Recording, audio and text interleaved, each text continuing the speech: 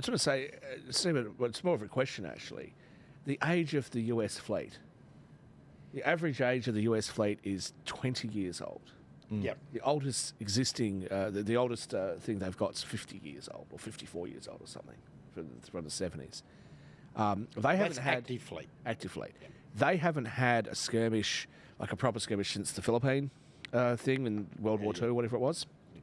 So, what are they doing right now to make their military really lethal, as they keep telling us? Male and female submariners now, same submarine. That's a new policy. Yeah, because it's just all the blokes changing their gender. No. Biological females. Submariners have like a totally... They're different to everybody else because you're stuck in this little tube. It's just lunacy. How, like the things that they're trying to do. Why not just invest the 80 billion or whatever it was of military equipment that you left in Afghanistan? Maybe you could like get your fleet going. And I'm just very concerned about if that's the condition of our equipment and the ammunitions are getting older and China's obviously got new stuff. What are we doing here in Australia? One of the biggest problems we've got here in Australia, and I was mentioning it before, is one, we don't buy local, right? We get tied into these big contracts with the big manufacturers overseas because we want, compatibility with our allies. Yeah, okay, we've got to have compatibility. But some of that equipment was designed here in Australia, right? And then it was sold to the Northrop Grummans and the bigwig, the Boeings and so forth of the world. We actually have to start looking in Australia and getting very nimble, right? Drones. We've got a lot of great drone technology here. Start doing it. The Army. We produce really good Army vehicles here, the Ocker and a couple of the other bits and pieces. What was the aircraft there was some aircraft that was designed and built here. Yeah. We do have shipbuilding capability, but it's to build one at a time. We should be building 100 at a time and selling it to other and exporting the technology. We got the minerals, we got the skills, we got the engineers. There's a project around, and I won't name it, but it's a really good idea, and it links the iron ore and the coal that are basically on opposite sides of our country. So, and we have steel mills, and we create Project Iron Boomerang. Project Iron Boomerang. Senator Malcolm Roberts explains the proposal if people want more detail. And look, I don't agree with putting the rail line across. I think we could actually establish all of that, and base the steel mill on the Whyalla steel factory. Can I just explain for the benefit of the audience? Yeah, please. So what it actually Project Iron Boomerang is, and correct me where I'm wrong, what we do right now is idiotic. We mine the stuff up out of the ground to make steel, and that requires certain minerals. We send it overseas. To China. China. Is it to China? China and India, Vietnam, outside of Australia. They send it back to us. Yep. We buy it off them. We buy it off them. And then we use it for our construction and everything. Why don't we do it here? Saves the cost, save the environment, save the birds. Because they'll say that it's damaging to the environment, as if doing it somewhere else is cheaper. Yeah. So I was in a particular African country last year, and I was doing a talk to young, hopeful entrepreneurs, and they were saying, what can we do? And I said, you've got to look for the value add, right? I said, you guys have got avocados that are just rotting by the side of the road.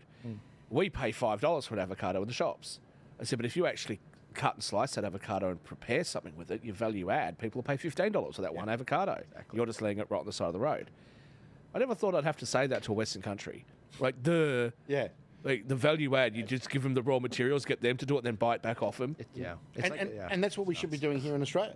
So take the coal, take the iron ore, take it to Werribee, where there's a steel mill, build 10 other steel mills beside it. On these train lines, right? Is that well, Iron Boomerang is a train. Right. I think, why don't we just use ships? Right. We send the ships that way now, send the ships that way. Right. So we used all the infrastructure and everything we've currently got, and we could pretty much start doing it tomorrow. Yep. Right, tomorrow. It's just the will of the government and some private enterprise to back it, right? Well, private enterprise will do it, right? Private enterprise will do it, but you need to get government out of the way.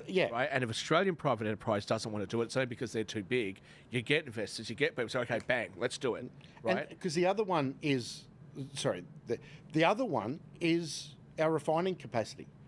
Australia at any one point in time has anywhere between 3 and 7 days, I would say. That the official thing is 30 days worth of fuel, right? But we don't. I reckon we've got between 3 and 7 days at any one point in time. Majority of it comes in from Singapore, refined product. We've got 2 refineries, I think, left in Australia now, and we're probably... Was that Kwinana and... And Kwinana's closing, and then there's one in Victoria, I think. Right. We used to have like 10 of them. I think there's one in Lytton in Brisbane. So everyone goes, oh, the oil price is affecting our fuel. No. What's affecting our fuel price is the traded commodity of gasoline on the open market because we buy it out of Singapore. That's what changes not the oil price. But we need to be building more refining capacity here, more storage capacity here, and looking at better things to use around the place. Yeah. China and India at the moment, they're buying our good coal, right, to put in their power stations. They're taking their shit brown coal, they're gasifying it and turning it into the liquid, say, methanols, ammonia, that are used to create all the plastics, right? So what they're doing is they're upcycling their shit product and buying our good product to keep their thing. Why don't we do the same thing? We have more coal here than you can poke a fucking lefty's dick at. Yeah. Right. We have shitloads of it. Yeah. Right. And let's start gasifying it. Right. And I'll declare I'm looking at this technology right now. Right. And if we actually turn that into an upcycled product, we could mix something like methanol with diesel, 50-50 mix, and it'll run in pretty much any diesel vehicle now, reduces our reliance in the heavy fuel industry on imported diesel. And a lot of that imported diesel is coming from somewhere like Indonesia that is full of mould and other algae and stuff that stuffs up the fuel systems. Right. So let's get serious about Australia's thing. Now, if there is a war, and believe you me, the neocons in America and in Europe, right, want a war. They want a war. There's big money in it. There's huge money in it. I'm not sure if I know you've just got here, you know that they've now sent American troops back into the Middle East. Yes. We'll come to that next. There's 20,000, I think it's 20,000. Well, if they block the Malacca Strait and I think it's the Bandine Strait, which is between Bali and the next island over, it means we get cut off from our fuel refinery, which is Singapore and southern Malaysia. It's insane. Right? That is insane. Right. We would run out of fuel. How is this not a massive media story? I know Malcolm Roberts was on about this at one stage. Yeah. Why isn't it the number one priority of the government to make sure that we have enough fuel to keep the trucks moving, to keep the cars moving, to keep the tractors going, to keep the revenue that keeps them going so they can do their stupid social issues? Without coal, without iron ore, without farming, you have no revenue. The Malacca Strait between Malaysia and was it Indonesia? Yeah, so Malaysia, Indonesia, and Singapore is right at the bottom of the peninsula. So there. if you pull up this map, Rami, as a full screen, everyone watching, Malaysia being northwest of Australia, Malacca Strait being right in here. So we literally send right now all of our fuel. We get it here, right? Yeah, and so it comes from Singapore. It comes from Singapore. And then it comes into basically Brisbane, Sydney, Melbourne, and a lot of it comes into Perth. Right. There's a heap of it comes. So it comes from Singapore, which is right down the bottom, there. Yeah. Right, and then it sails down, right. Basically through where Bali is. Java Sea. Yeah, Java Sea, through Bali, and then down this way. Right. And all over Australia. Yeah, and then to whatever port it's got to go into Australia. Right. And I think...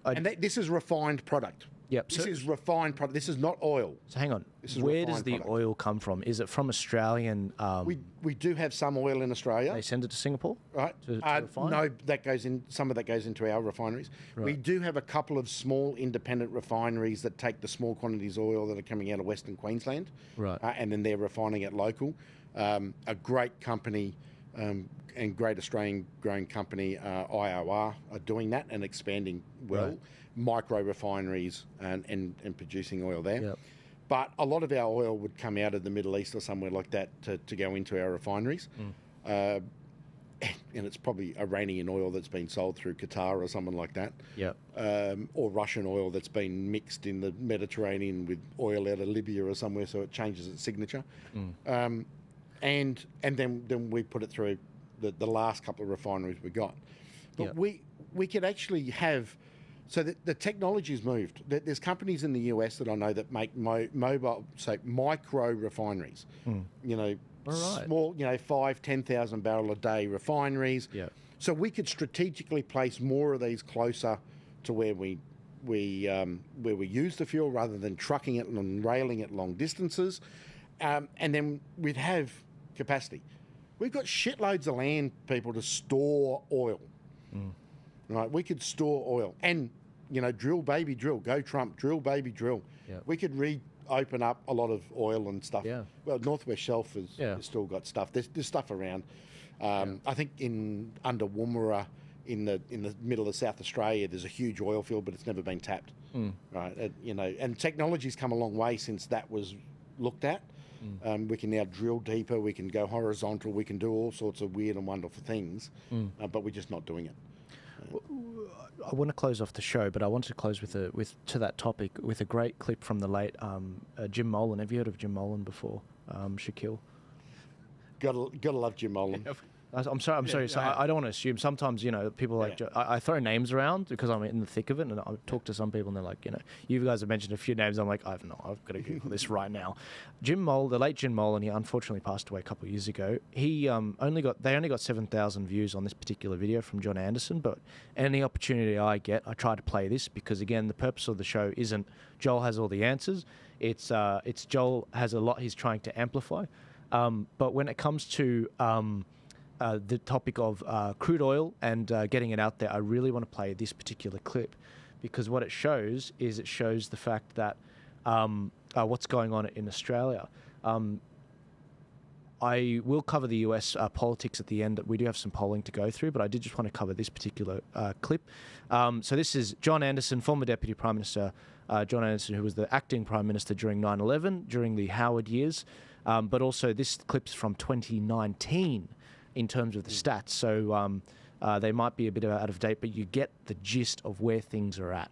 And this is what was said. Let's come though to, and I've been pretty tough, frankly, on the powers that be in relation to what's happened with submarines because I do see it, like a lot of people I meet, as clear evidence that we haven't been taking this stuff seriously enough. We've been pretending the world is still safe because the Americans run it and we don't have to worry. Yeah. And everything tells you that's changed, as you've outlined. But there's another example that horrifies me. I just cannot come to grips with the fact that we've let this happen. We no longer produce any crude in this country worth mentioning. Very little refining capacity. We're a totally energy dependent country. And I know many people are heated about the energy debate, but the reality is we are utterly dependent now and in the foreseeable future, particularly on diesel, just to keep the economy going, to keep the grocery stores and the chemists and the economy flowing. We're meant to have 90 days of fuel reserves, as I understand it, and under the International Energy Agreement, if somebody gets into trouble, they can be helped by the others and so on and so forth. Correct.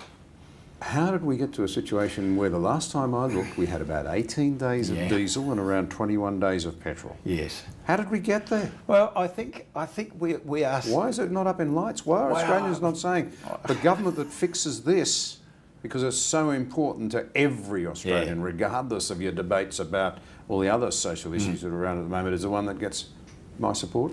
Absolutely. And I've got to say, to the credit of Josh Frydenberg and Angus Taylor, both of them have moved into this area despite the fact that they were at the time running the biggest aspects of energy in this nation. The way we got into it is that we allowed the commercial requirements to drive us because we didn't have to do it. We didn't need lots of fuel in this country except for national emergencies and big harvests. We didn't need lots of fuel in this country because if someone closed down the sea lines of communications, our good friends the Americans could always open them. We go back to the tanker wars in the 80s up through the Gulf. Vast proportion of our fuel comes from the Gulf. It might go to China first, or to Japan first, or to South Korea first, get refined and be sent back to us, or to Singapore first. Back in the 80s, we had a very high degree of self-sufficiency. People don't know that. Yes, we had 7 We had refineries. Yeah, and our own crude. Yeah. We were virtually 100% self-sufficient. We're down below 10, right. I think, now. We import 90% of our product. 90%. Yeah. So we rolling. produce 10%, but it's strange because yes, we produce 10%, but we export crude. We import and we also export some products. So the whole thing is purely run on a commercial basis. If say a refinery can find a good place to send its crude, it sends its crude and it doesn't refine it itself because you can buy much cheaper refined product from out of Singapore. And your figures are quite right. We only have roughly 21 days maximum of petrol, diesel and aviation fuel in this country. And that is brilliantly successful from a commercial point of view. It's not very successful from a national security point of view because all of our fuel comes by ship, comes through our harbours. And harbours can be closed very, very easily. We've spread the sources of those fuel, of that fuel supply over a large number of different countries and different sources to give us flexibility. But if you prevent the ships sailing to Australia, then we're in big trouble. Now, the innovation, I've been working on this now for about 9 months. The innovation in this country in relation to producing fuel from alternate sources is mind-boggling. Oh, it is completely. Biofuels and Gas to liquid? Exactly, gas to liquid, using the byproduct of our LPG, our LNG exports. But what we're lacking is a realisation that's a problem in the first instance. We're only starting to realise it's a problem. Secondly, we don't realise the risk that problem is presenting to us. And the Josh Frydenberg and Angus Taylor have both directed the department to conduct a review to express the problem, to express the possible solutions to the problem and the risks that doing this. Now, I'm not asking government to spend 1 cent more on this fuel. What I'm saying, though, is that government must realise the risk it's taking by not spending money on this fuel. We don't want to store fuel. The last thing we want to do is have billions of, have 12 months supply. What do we consume a million litres a day of petrol, of fuel. We don't want to store 365 million litres to give us a year's supply of fuel like the US has got, because that fuel doesn't last. You've got to manage that fuel. We don't want to get to that game. But we need to store more than we've got. We then need to look at how we can expand the refineries. So maybe add 10-20% onto each refinery, and maybe the government has to pay for that. We need to be able to localise it. If you can produce an organisation that uses biofuel near Albury somewhere, means we don't bloody have to put the fuel into a diesel truck and drive it out to Albury. Yeah, I couldn't agree with you more. Yeah, there are a lot of options like that, but we haven't been doing it. We haven't been doing it. And can I tell you the disconcerting note for this, for me, yes, is I'm very glad to hear there are ministers now taking it seriously. But where were our officials on this one? Well, they must have known it was an issue because, I do pick things up. Yeah. Washington can't believe that we've been so irresponsible. I know, but I guess I don't know why the answer was, but I kind of justify it myself by saying, well, we always knew the Americans would look after us. Well, those days have passed. Well, Jim, thank you very much. This has been very, very interesting. I hope people will listen. It'll be very interesting to hear their reactions, and you're a public figure and I'm not hard to find, so they'll let us know. They will. But I just reiterate again that both of us absolutely abhor the... That was pretty much the clip. I was listening to it when I stepped out, but what's insane about the whole thing, the idea that we have no capability compared to what we used to have. You were right about the 10 refineries there. And we've got to build that up, you know. We shouldn't have a 12-month supply, but we need to have the ability. But you don't have to if you've got your own refining capability. You could keep 30 days worth of supply because you've got the ability to produce it. Yeah, and that Right. that point you made about the diesel being taken up, and if there's a shortage, military needs that. Military needs that for the defence of the nation. Aviation fuel. We need it for drones. We'll need it for aircraft. Well, actually, we won't need it for drones because we won't have any because we're fucking stupid. But what are we going to fly our planes on? But this comes down to what I think we've been talking about, is a lot of this culture war stuff. It really wasn't something that we were arguing about before. Like when I was growing up, coming out of high school, it's just like, yeah, okay, like whatever, you do you, I don't care, we all just get along. Now, all of a sudden, men and women are at odds with each other. The LGBTQ community and everybody else is against each other. The Indigenous people are against, everybody else. The immigrants are against it. Like it's going crazy. And meanwhile, while we're focusing on all this bullshit, there's all this other stuff going on, which is destabilizing our country. Fundamentals. It is causing it to be less competitive business-wise, less safe from a national security perspective. And somebody's making off with a lot of money and power somewhere along the line here. And it certainly isn't the everyday person. Because one of the things, I was talking to an insurance guy the other day, because we're looking at a couple of big projects here in Australia, and we're trying to get sovereign risk insurance because the funders out of Europe require sovereign risk, even on Australia. I can arrange that. And the two that we went to turned around and said, no, we don't deal in Australia anymore. There's too much sovereign risk. And I said, but you've just done an insurance product for Uganda. And they went, yeah, because we know how bad that is there. We know the risk. He said, the problem with Australia is we don't know what the next election's going to bring. Well, I don't think that was directly out. There is. I don't think that we have applied back found to it. the United States just yet, but the US has this issue as well, because every election where the parties change and the Senate changes, the midterm, there is a lot more added sovereign risk now from an investment perspective. Europe's got a massive sovereign risk problem. And that's the stuff. And the insurance companies now are starting to, the actuaries that we're talking about before with their big spreadsheets and their fancy calculators, they're all sitting there going, you know what? Bumfuck Africa is a safer bet for us. We could make a lot of friction on the insurance. And here's an interesting thing for you about insurance, right?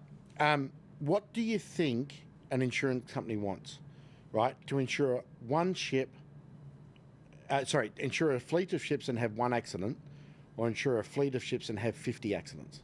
50. They want 50 because they want the rest of the shipping industry to take up insurance and higher grade insurance. So every time a law comes in, right, seatbelts, insurance companies fucking loved it because the unintended consequences of seatbelts, whiplash, right? So yes, it saved lives, but now it created friction in the insurance market and in the medical market.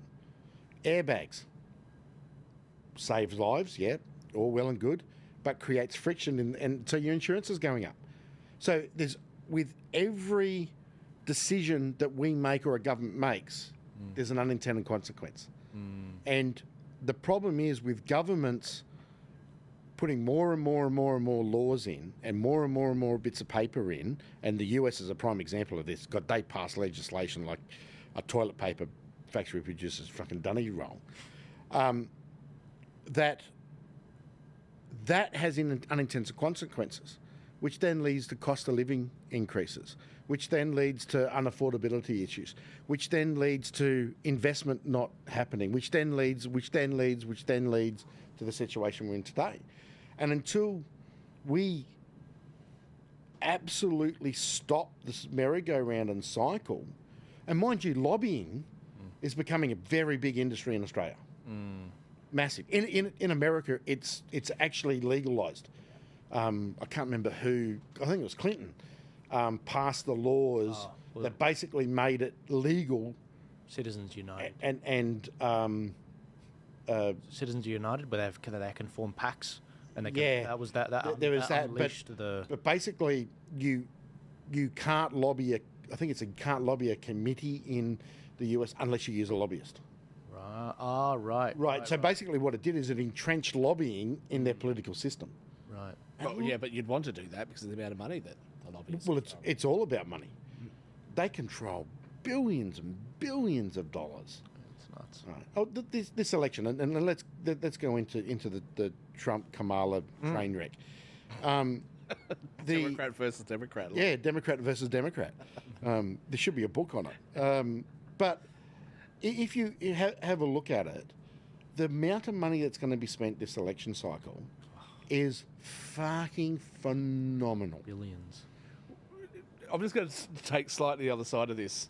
So Nancy Pelosi, her daughter, did this documentary. I think it was in 2016. It was one of the elections, and No, that was Chelsea Clinton, wasn't it? no, it was Nancy Pelosi's daughter. Okay, because Chelsea Clinton's done one on Hillary as well. Oh, okay. Yeah. I don't know.